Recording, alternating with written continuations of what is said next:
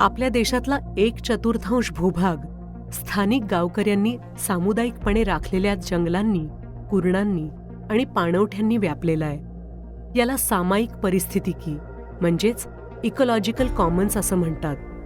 ही सगळी ठिकाणं अनुसूचित जाती, आदिवासी आणि महिलांसारख्या वंचित समुदायांची जीवनरेषा आहेत.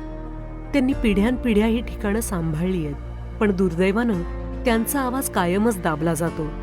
गावकरी किंवा स्थानिकांचं मत विचारात न घेता योजना वरच्या पातळीवर ठरवल्या जातात आणि लोकांनी त्या फक्त स्वीकारायच्या, असंच होत आलंय.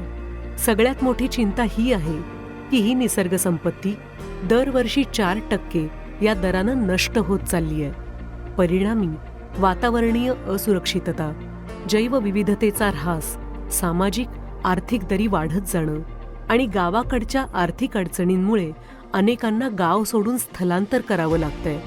म्हणूनच ही निसर्ग संपत्ती वाचवणं आणि ती पुन्हा निर्माण करणं अत्यंत गरजेचं आहे, कारण ही संपत्ती आपल्या जगण्याचा आधारस्तंभ आहे. आतापर्यंत जे उपाय योजले गेले त्यात मूळ समस्येला हात घातलेला नाही, कारण व्यवस्थेमध्ये प्रचंड अडथळे आहेत आणि परिसंस्थेच्या पातळीवर सातत्यानं काम करण्यात येत नाही.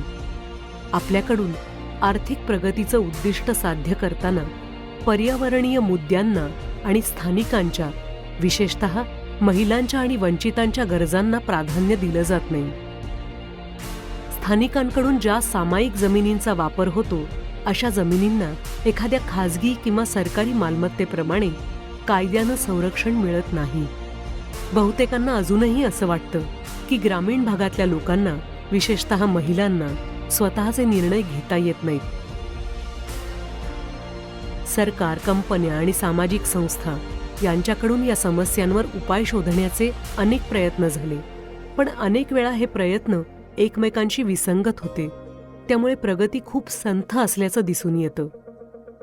सरकारची क्षमता, खाजगी क्षेत्राचं प्रोत्साहन, तंत्रज्ञानाचा लोकांपर्यंत पोचणारा परिणाम आणि सामाजिक संस्थांचा प्रभाव हे घटक बदल घडवायला स्वतंत्रपणे कार्यरत असणं पुरेसं नाही.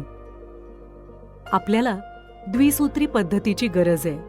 एक, जी पर्यावरण संरक्षण आणि ग्रामीण लोकांच्या उपजीविकेच्या संदर्भात काम करेल, आणि दुसरी, जी वेगवेगळ्या पद्धतीनं काम करणाऱ्या संस्था, व्यक्ती आणि गटांना एकत्र आणून, संवाद साधून, समन्वय साधून, अगदी सगळ्यांचं संपूर्ण एकमत नसतानाही त्यांचं काम एका समान उद्दिष्टाच्या दिशेनं वळवेल. या पुढाकारामुळे एकीकडे व्यवस्थेतल्या अडथळ्यांवर काम केलं जाईल आणि दुसरीकडे सर्व घटकांमध्ये संवाद, सहकार्य आणि सहभागासाठी एक समान दुवा तयार होईल. कॉमन ग्राउंड इनिशिएटिव्ह महत्त्वाच्या अडथळ्यांना थेट सामोरं जाईल आणि नव्या संधीचा फायदा घेईल, जेणेकरून संपूर्ण व्यवस्थेत ठोस आणि वेगवान बदल घडवता येतील. हा उपक्रम 4 मुख्य मुद्द्यांसंदर्भात राबवण्यात येईल. 1. स्थानिक समुदायांचं, विशेषतः महिलांचं म्हणणं काय आहे ते पुढं आणणं. 2. धोरणं तयार करताना आणि गुंतवणूक करताना पर्यावरण आणि सामाजिक भान राखणं. 3. गावकरी आणि बाजारपेठा यांच्यात वाटाघाटींसाठी व्यासपीठ तयार करणं. आणि 4.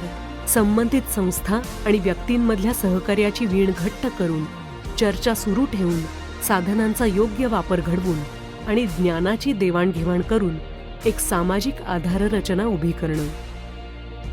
हे 4ही मार्ग एकमेकांशी जोडले गेलेले आहेत आणि त्यामधूनच पर्यावरणीय, सामाजिक आणि आर्थिक हितासाठी काम केलं जाणार आहे. यामुळे महिला आणि वंचितांना बळकटी मिळणार आहे.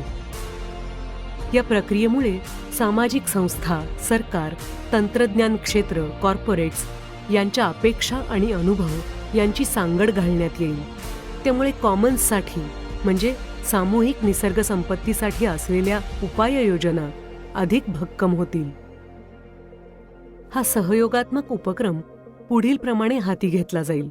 1. संवादासाठी व्यासपीठ स्थापन करणं. 2. सार्वजनिक साधनं एकत्रितपणे उभारणं.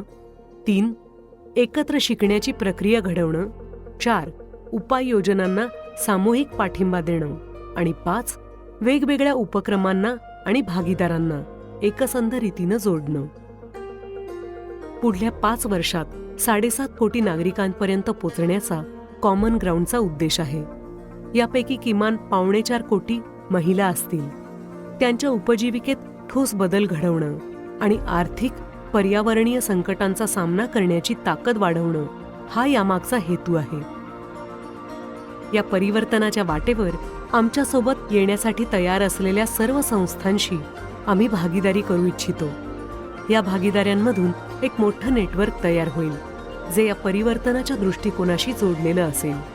आपण सगळे या प्रभावाची व्याप्ती वाढवू, नाविन्याला चालना देऊ आणि वेगळ्या पद्धतीनं परिणाम घडवू. कारण ही निसर्ग संपत्ती झपाट्यानं कमी होतीये आणि वेळ निघून जातोय. म्हणूनच तातडीनं पावलं उचलली पाहिजेत. कॉमन ग्राउंड ही संकल्पना आकार घेतेय आणि 21 संस्था या उपक्रमात सहभागी झाल्या आहेत. या उपक्रमाला लिव्हिंग लँडस्केप्स या संस्थेचा पाठिंबा मिळालाय. ही संस्था अनेक वर्षांपासून विविध समूहांची निर्मिती, संचालन आणि सक्षमीकरण करते आहे. आता निसर्गाकडे आणि लोकांच्या सहभागावर लक्ष देणाऱ्या दृष्टिकोनाची गरज आहे. स्थानिक समुदायांनी एकत्र यावं, आपल्या आयुष्याचे निर्णय आपण स्वतः घ्यावे आणि आपल्या भविष्याचं नेतृत्व स्वतः करावं. हाच या उपक्रमाचा उद्देश आहे.